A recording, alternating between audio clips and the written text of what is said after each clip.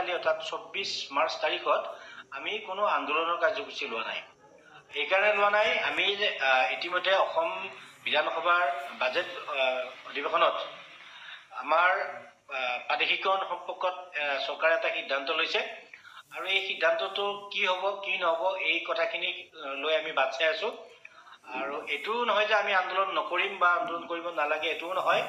এই চৰকাৰৰ সিদ্ধান্তখিনি কেনেধৰণে হয়, তেওঁলোকে কাক কাক প্ৰাদেশিকৰণ কৰিব বিচাৰিছে, কাক কৰিব বিচৰা নাই, এই গোটেই কথাবিলাক আজিৰ তাৰিখত পৰিষ্কাৰ হোৱা নাই।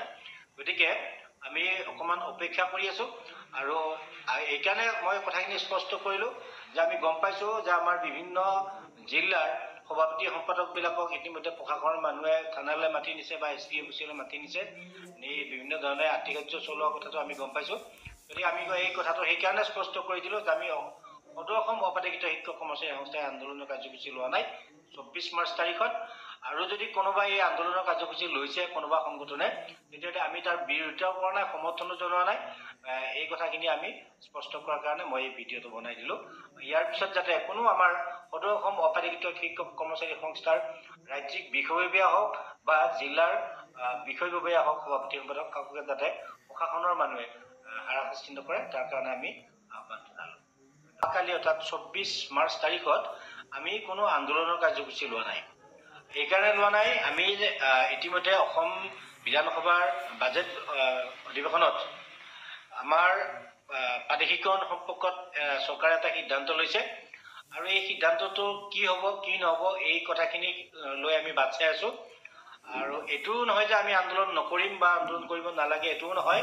এই চৰকাৰৰ সিদ্ধান্তখিনি কেনেধৰণে হয়, তেওঁলোকে কাক কাক প্ৰাদেশিকৰণ কৰিব বিচাৰিছে, কাক কৰিব বিচৰা নাই, এই গোটেই কথাবিলাক আজিৰ তাৰিখত পৰিষ্কাৰ হোৱা নাই। গতিকে আমি অকণমান অপেক্ষা কৰি আছোঁ আৰু এইকাৰণে মই কথাখিনি স্পষ্ট কৰিলোঁ যে আমি গম পাইছোঁ যে আমাৰ বিভিন্ন জিলাৰ সভাপতি সম্পাদকবিলাকক ইতিমধ্যে প্ৰশাসনৰ মানুহে থানালৈ মাতি নিছে বা SP অফিচলৈ মাতি নিছে।